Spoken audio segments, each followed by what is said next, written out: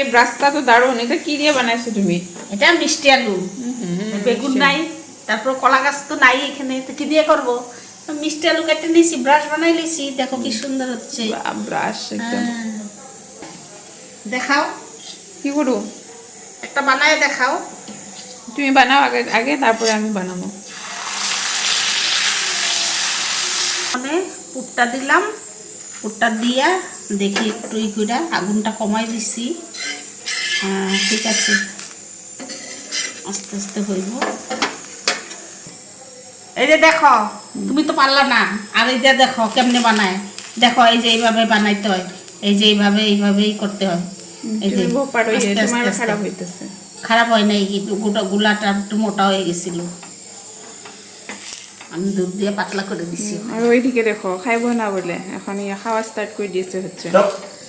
ওর খাওয়া দেখে এখন তোমার যখন পড়ানোর মানতেছে না, না তো খাও না, তোমার কে না করছে, খাও। হ্যাঁ, আর যার যার খাইতে ইচ্ছা করে আমাকে বাড়ি আসো, আমি পিঠা বানাইছি, আরো বানাই দিনু, খাবা আসো।